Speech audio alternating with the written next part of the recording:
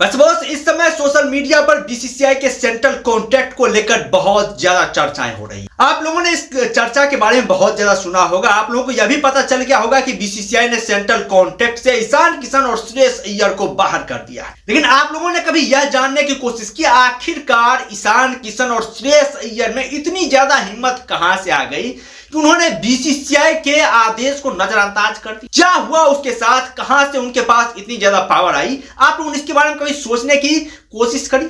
नहीं की होगी।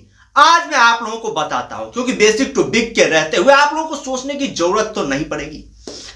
तो बॉस ये जो खेला है, ये सब खेला है हार्दिक पांड्या का। हार्दिक पांड्या ने ही ईशान किशन और श्रेयस अय्यर को गलत रास्ते पर चलने के लिए प्रेरित किया। और ये हार्दिक पांड्या का ही कड़ा धरा है कि आज ईशान किशन और श्रेयस अय्यर तो बाहर हो गए हैं, लेकिन हार्दिक पांड्या टीम इंडिया के सेंट्रल कॉन्ट्रैक्ट की लिस्ट में, वो भी ग्रेड ए की रैंकिंग में शामिल। ये कहानी कहां शुरू होती है? ये कहानी शुरू होती है दक्षिण अफ्रीका दौरे पर, जब ईशान किशन ने बीसीसीआई से यह कहकर छुट्टी ली थी कि उन्हें मेंटल फटीग हो गया। उसके तहत उन्होंने छुट्टी ली थी। उसके बाद से जो उन्होंने कारनामा किया उसके बारे में तो आप सभी को पता होगा कि वो उसके बाद से अमिताभ बच्चन के शो में गए थे, विदेश घूमने के लिए गए थे, बाद बाकी बहुत कुछ किया था उन्होंने। उसके बाद से जब वो लौटे तो उन्हें बीसीसीआई ने आदेश दिया कि वो घरेलू क्रिकेट जाकर खेले। रणजी ट्रॉफी चल रहा है, उस रणजी ट्रॉफी में हिस्सा ले। ईशान किशन उस समय हार्दिक पांड्या के संपर्क में आ गया। हार्दिक पांड्या ने उन्हें बड़ौदा बुलाया। वहां पर ये दोनों खिलाड़ी एक साथ ट्रेनिंग करने लगे। दोनों खिलाड़ी आईपीएल को लेकर तैयारियों में व्यस्त थे, क्योंकि दोनों ही तो मुंबई इंडियंस के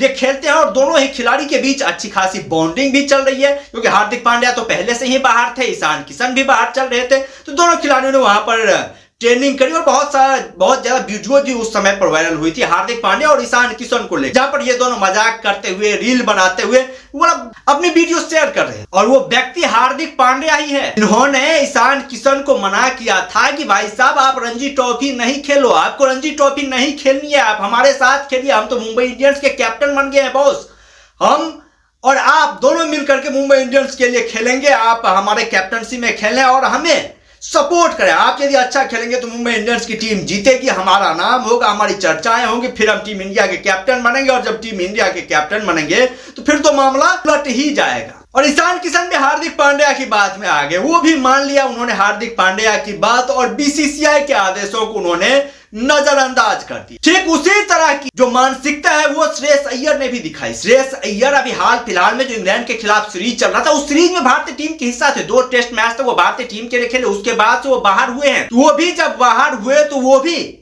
ईशान किशन की राह पर चल, और पता यह चला है कि श्रेयस अय्यर भी हार्दिक पांड्या के संपर्क में थे। उन्होंने भी हार्दिक पांड्या के बातों में आकर के यह डिसीजन लिया कि वह टीम इंडिया से बाहर रह करके आईपीएल की तैयारी करेंगे। आईपीएल में वो अपने टीम के लिए तो अच्छा करेंगे ही करेंगे, साथ ही हार्दिक पांड्या की गुट की तरफ से, हार्दिक पांड्या की जो अलग टीम है जिसे पॉलिटिकल टीम कहा जाता है, उस टीम के तरफ से वो खेलेंगे। टीम इंडिया में जो गुटबाजी हो रही है रोहित शर्मा और हार्दिक पांड्या के बीच, वो हार्दिक पांड्या के गुट की तरफ शामिल हो गए।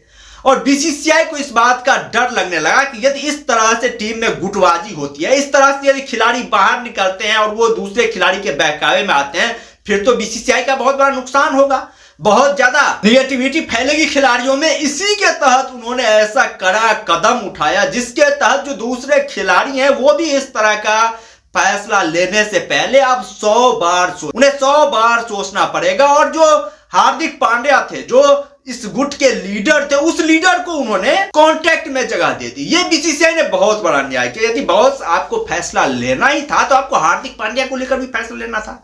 आपको हार्दिक पांड्या को भी सेंट्रल कॉन्ट्रैक्ट से बाहर करते थे।